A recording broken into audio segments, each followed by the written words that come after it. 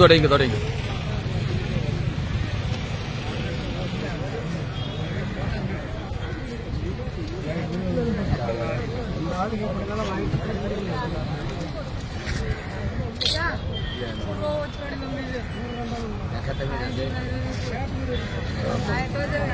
സിലാക്കോ France പ്രവീണിന്റെ ഭാഗ്യമാണ് ഇന്നത്തെ ഭക്ഷണം. സിലാക്കോ ഫ്രാൻസ് പ്രവീൺ എന്ന് പറയുന്ന ആളുടെ ഭാഗ്യമാണ് ഇന്നത്തെ ഭക്ഷണം. പ്രവീണിന്റെ എല്ലാ മേഖലയും ദൈവം സമൃദ്ധമായിട്ട് അനുഗ്രഹിക്കട്ടെ.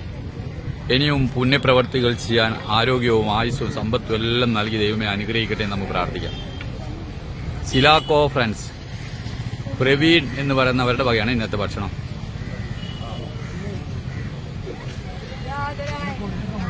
ആരോഗ്യമില്ലാത്ത പാവങ്ങൾക്ക് ഒരു നേരത്തെ ഭക്ഷണം കൊടുക്കാൻ തോന്നുന്ന ആ വലിയ മനസ്സിന് നമുക്ക് നന്ദി പറയാം. പുണ്യങ്ങളിൽ വെച്ച് ഏറ്റവും വലിയ പുണ്യമാണ് യഥാർത്ഥ വിശപ്പ് അനുഭവിക്കുന്നതിന് ഒരു നേരത്തെ ഭക്ഷണം കൊടുക്കുക എന്നുള്ളത്.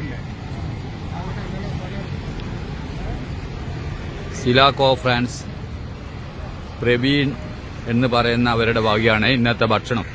പ്രവീണിന്റെ എല്ലാ മേഖലയും ദൈവം സമൃദ്ധമായിട്ട് അനുഗ്രഹിക്കട്ടെ. ഇനിയും ഇത്തരം പുണ്യപ്രവർത്തികൾ ചെയ്യാൻ ആരോഗ്യവും ആയുസ്സും സമ്പത്തും എല്ലാം നൽകണമേ എന്ന് നമുക്ക് പ്രാർത്ഥിക്കാം.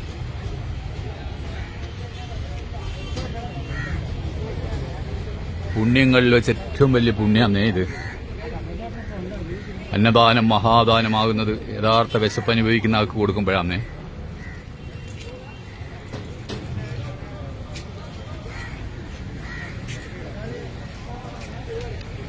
ഇതൊരു പരസ്യത്തിന് വേണ്ടിയിട്ടോ പബ്ലിസിറ്റിക്ക് വേണ്ടിയോ ഒന്നും എടുക്കുന്ന വീഡിയോ അല്ല.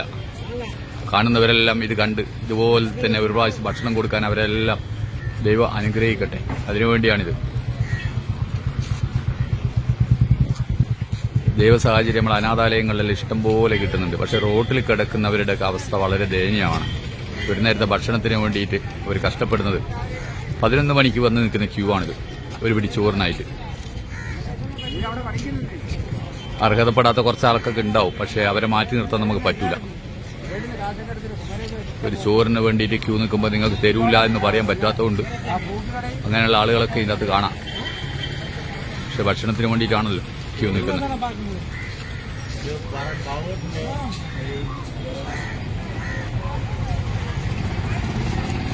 സിലാക്കോ ഫ്രാൻസ് പ്രവീൺ എന്നവരുടെ വകയാണ് ഇന്നത്തെ ഭക്ഷണം. ഇന്നത്തെ ഭക്ഷണത്തിലെ സാമ്പത്തിക സഹായം ചെയ്തു തന്നത് പ്രവീണാണ്.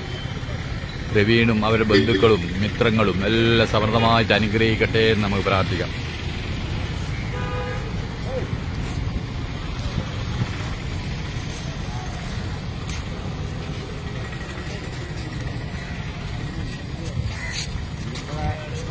ചോറ് മേടിക്കാൻ